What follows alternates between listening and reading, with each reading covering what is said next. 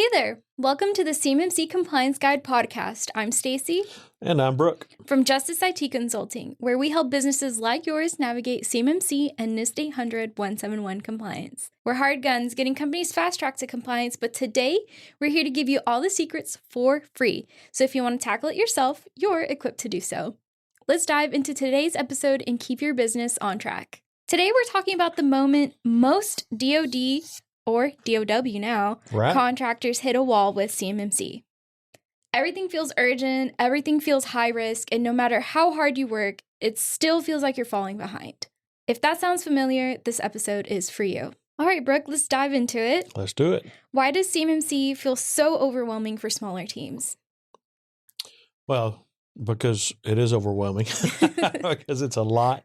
You take a look at it and then you have no clue where to start.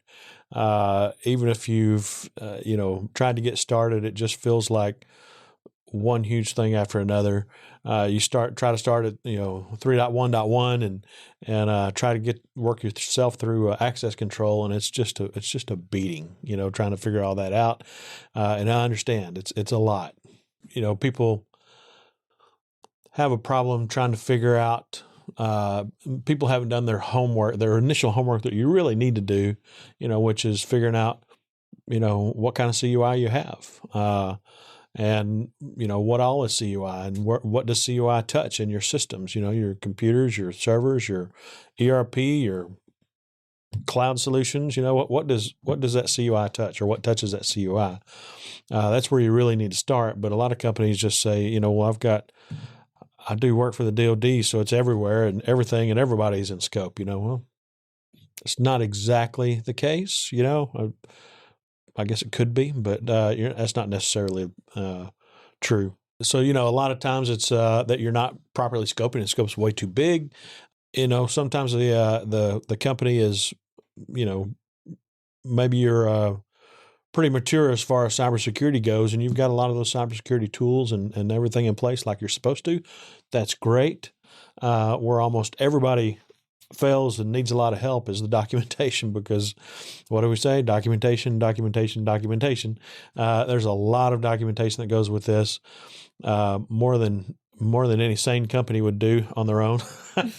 But really, there's a lot of documentation. It's just you got to say, this is what we're doing, and you have proof. Say, this is the proof that we're actually doing what we say we're doing, right? Mm-hmm. And so, but it's all just a huge thing to tackle at first if you don't take it one small bite at a time. So what are the biggest mistakes you see companies make when they're feeling that pressure of CMMC compliance? Really, the biggest mistake, people make is really probably just not having a full understanding of CMMC and just starting at 3.1.1 and starting there and trying to dig in and trying to understand, what exactly is a process that that they're talking about, trying to understand that stuff, and just you get lost in the weeds really quick. And so that's really the biggest thing, is just not understanding the whole process. Again, not having it scoped properly and thinking you've got to address everything, and how can you address everything if X, Y, and Z? So that's really the biggest problem, is not understanding the whole thing and just diving in and starting at 3.1.1 and going from there. So how do assessors decide what really matters first? Well, if an assessor is first, if an assessor is helping you with, get this done, they're going to look for low-hanging fruit. They're going to look for those non-POAMable items. They're going to look for things that are big-ticket items you can knock out and get, like 5-point controls taken care of, or 3-point controls taken care of. Knock out those big things. Knock out the things that are easier to take care of. And then work your way down the list. Some of those items, there's some of the things that aren't POAMable that just make you immediately fail an assessment. One is if you don't have an SSP created. Lord help you if you don't have an SSP and you're actually, you think you're farther down the road than you are. Because if you don't have an SSP, immediate fail, don't pass go, no questions asked. That's all. So, but SSP, MFA in place on the systems that touch CUI and those, admin accounts, accessing CUI over the network, all that kind of fun stuff. So multi-factor authentication, it's going to be FIPS validated cryptography is going to be one of those, except that, there are things that aren't, some firewalls, for instance, you may be able to have it under FIPS mode, but then you may have to come out of FIPS mode to install the latest security update. That's okay, as long as you can show that you have been and that you have an operational POAM to get that back into FIPS mode whenever an update comes out that has a FIPS mode capability again. Controlling public information is one of those. It's not POAMable, So look for the controls that are not POAMable, that you can't put on a POAM, and knock those out. Try to knock those out first. Get those done. Once you do your scoping and know what CUI you have, do your scoping, figure out what systems you really do want in scope. You may start out with your whole company in scope and then decide, oh, you know what? I can squeeze this down from 100 machines to 6 machines here, and if you can, great, that's wonderful.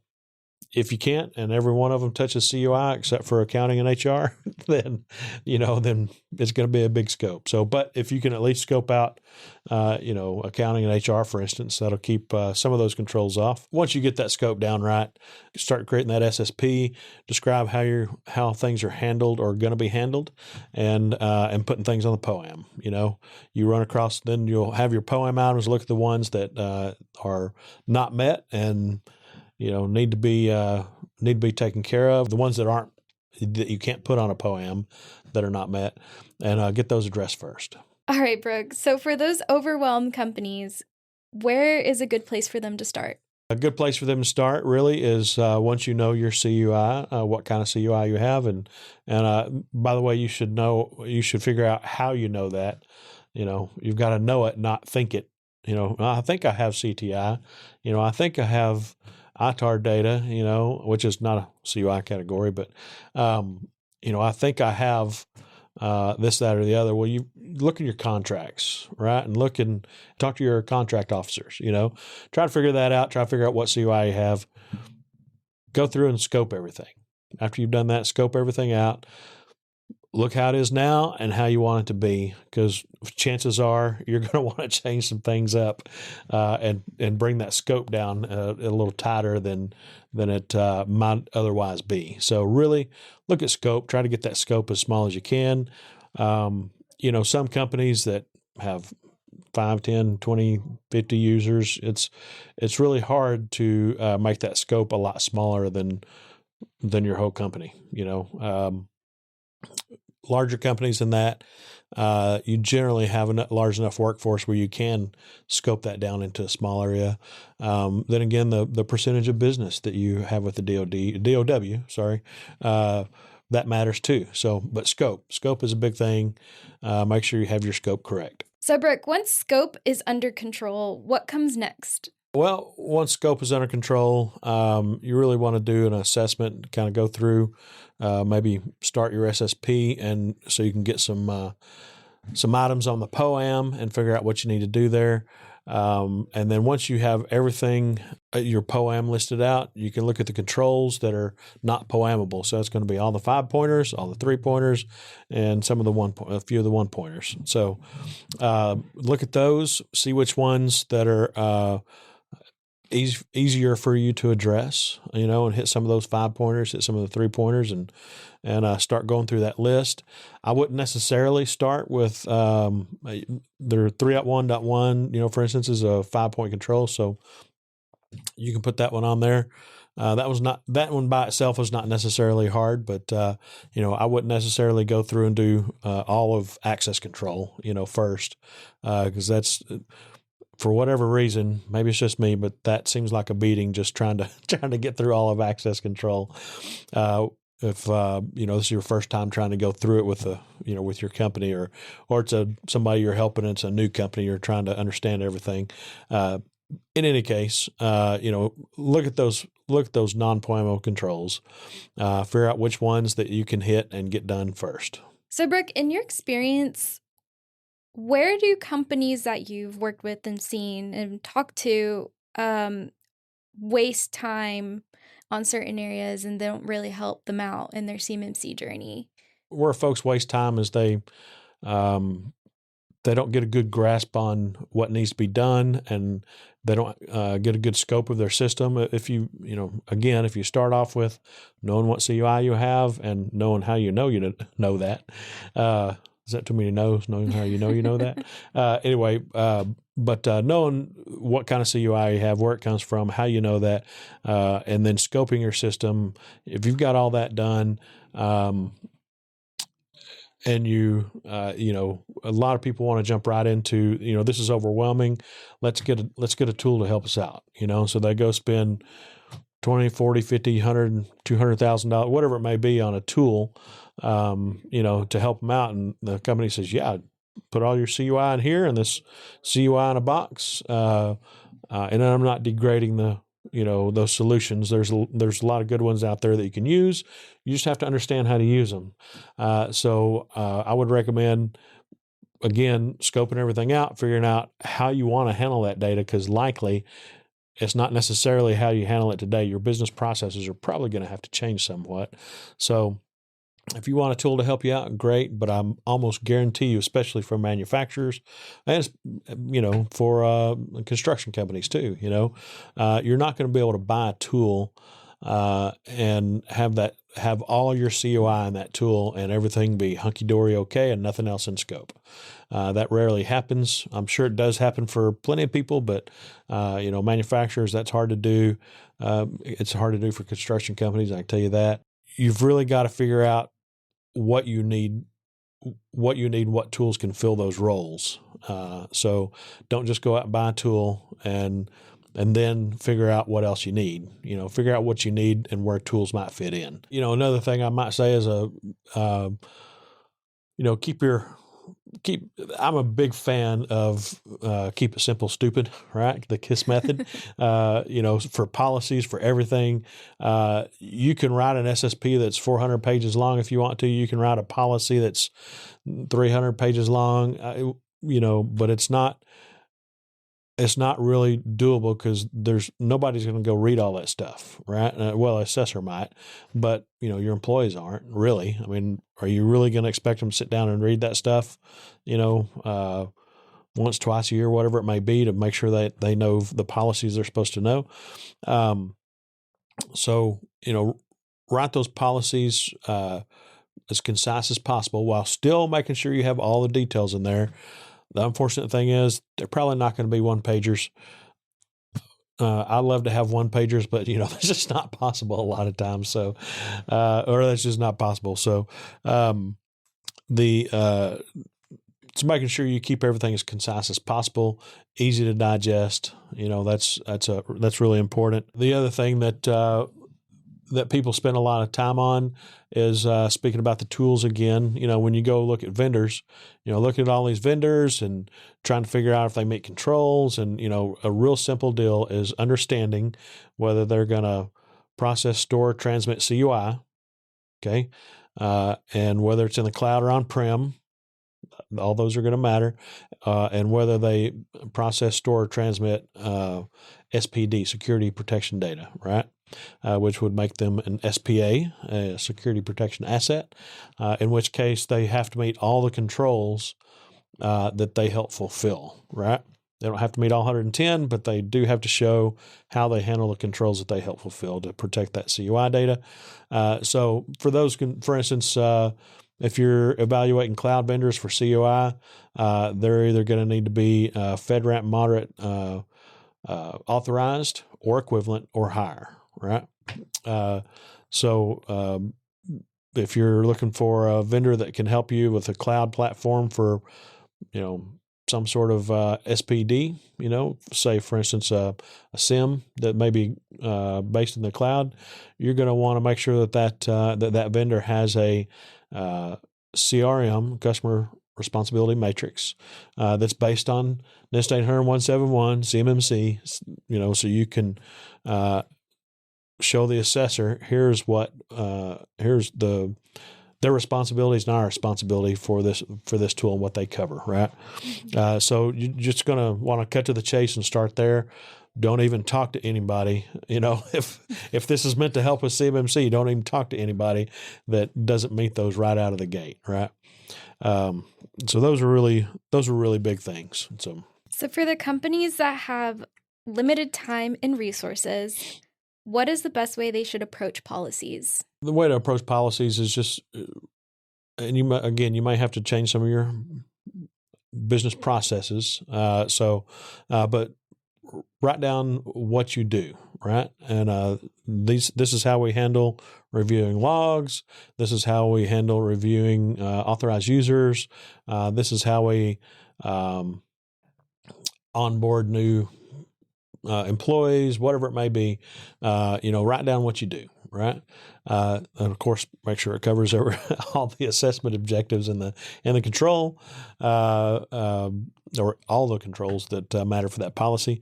But then the other thing is, if you write down what you're doing, right, you have a lot better chance to make sure that you actually do it. But the second part there is you got to make sure that you actually do it, and that you have a way to capture that you perform those things. It can be email, although that's kind of messy and hard to search, so I don't recommend that. But it can be email. It can be some things can just be an Excel spreadsheet where you keep logs. But you've got to have some way to prove and show that you're doing what you say you're doing. A lot of people hope POAMs will save them.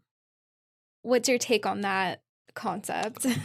Well, POAMs if you're going through an assessment, POAMs will only save you for 6 months. So if you don't have that POAM cleared up in 6 months, when you've gotten an assessment, then they will just declare those not met, and you will have failed your level 2 certification.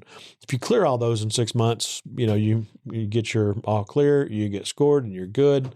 A POAM, a plan of action and milestones, is one thing. An operational POAM is something else. It's still POAM, but it's for those items like what we talked about a minute ago, the FIPS mode for, say a firewall, or a Windows 10 or 11.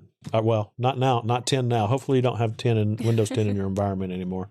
But Windows 11, there's no versions of Windows 11, no currently supported versions of Windows 11 that have FIPS mode, that are FIPS validated. There are in Windows Server 16, 19, and I think there's some modules for 22, but 25 that has no FIPS mode for it, so no FIPS validation, for it. It does have FIPS mode, but it's not FIPS validated. So, if you have to take your firewall out of FIPS mode again to install the latest patch, they would much rather you have the latest patch and be secure than have, FIPS validated cryptography. So things are still going to be encrypted. They're just not going to be encrypted with FIPS validated cryptography necessarily. So that's much better. That not having FIPS validated cryptography is much better than not having the latest security update, right? Same thing goes for Windows 11. If it's if you have Windows 11 in your environment, which if you're listening, you probably do. I can't imagine you don't. You might be an all Linux or all Mac shop or something like that. But there are no Windows 11 versions currently supported that have FIPS validation. So that will go on your operational POAM. And the firewall in this instance would go on your operational POAM. And whenever, on your operational POAM, it was in FIPS mode, I had to bring it out, or Windows 11 may not have ever been, but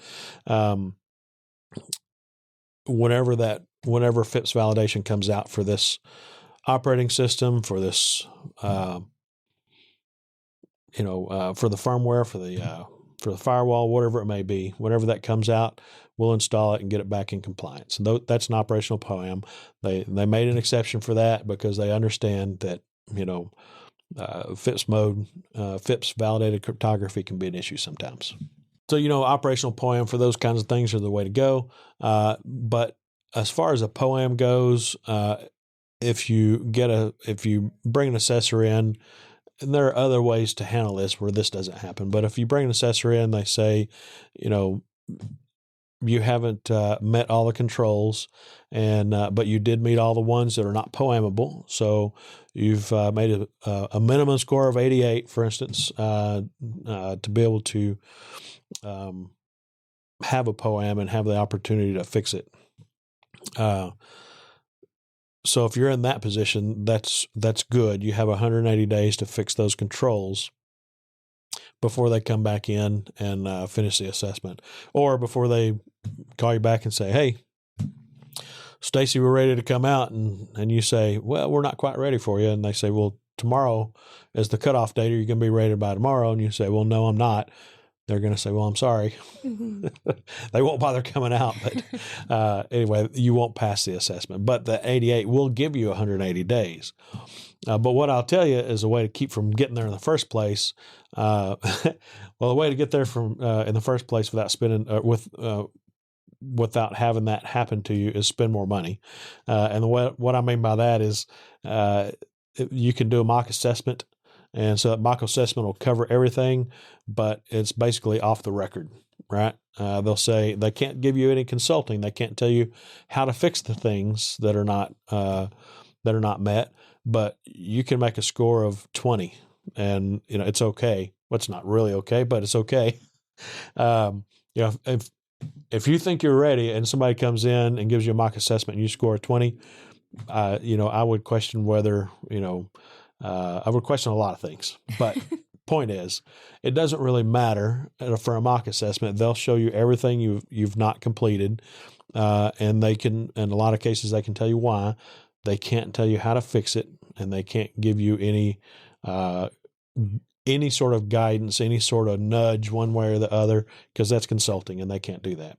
And a mock assessment is a C3 PAO coming out and doing an assessment like normal, except that they don't formalize it, upload it, or anything like that. So, and then the second part of that is that they are going to be the ones that actually do your assessment. So that's a good thing if you have a C3 PAO come out and do a mock in preparation for the real assessment, because they're the ones that are, they're going to be doing the assessment. They can tell you where you failed, where you've not met controls. So that's a huge help there. It is more money, but especially in the early days for CMMC, that's really really worth it. All right, Brooke. So wrapping everything up, what's the biggest takeaway for our listeners at home? Well, the biggest takeaway, and I'm going to sound like a broken record, but it really is where you need to start. The biggest takeaway is that start with knowing what kind of CUI you have. And when I say know, you got to know it, not think it. I think I have, controlled technical information, basic controlled technical information, or whatever it may be, or specified. You need to find out. And, a lot of it is probably pretty common sense, but you need to know why you know and verify that, right? So know the type of CUI that you have. Second thing is scope your environment, and you can start figuring out scope, and then likelihood is that you're going to say, you know what, we're going to scope this down from everybody and everything to be somewhat less than everybody and everything. So can figure out what the scope needs to be, because it may not be that currently. So figure out what it needs to be. And then go through and start writing your assessment and, start writing your SSP. This is how we're going to fulfill all the controls. And with that, you can say met, not met, and you can put things on the POAM. And I would say a lot of those things you can put on the POAM at the assessment objective level rather than the control level. You could probably, a lot of things you can get away with just putting the control on there. But, some of the assessment objectives, you might have some of those covered. And so you can put the assessment objectives that are not covered on the POAM. Once you get the POAM all done, you have everything listed out. Then from there, you can look at the ones, say, if I implement, Prevail, and I use it this way, I can cover these controls. And they'll give me some inheritance, partial inheritance for these things, right? And you can start going from there and looking at how you want, what projects may come out of those. So you can lump those POAM objects, either the controls or the assessment objectives. You can lump those into different projects. So there's a lot of it that's documentation, a lot of it that's policy, especially at the assessment objective level. So you can take all those and throw them into a project to create the policies, for instance. And there's some of them that you can cover by creating an authorized or authorized CUI user and computer list, or account and user, however you want to phrase it. We have a tendency to try to make one spreadsheet with users, service accounts is what we call them, but they're processes and computers in it, and with devices.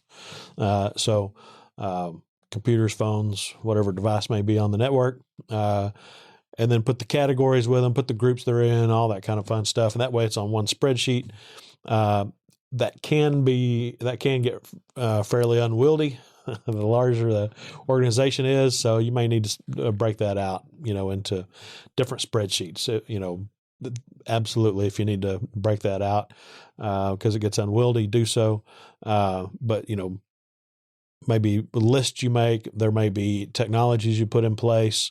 Application whitelisting will cover some. For instance, putting a SIM and a SOC in place may help with a few of those. So just go through and group those into projects that you can do, and that'll help you. Once you look at those projects, you'll go, whew, that's a lot, but it looks like I can handle it now.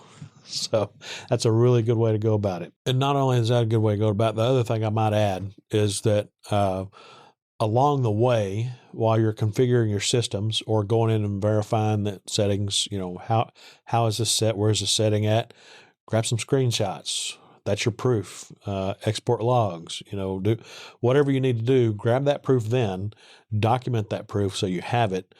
And you've started off now with some of your artifacts. And that's a really good place to start.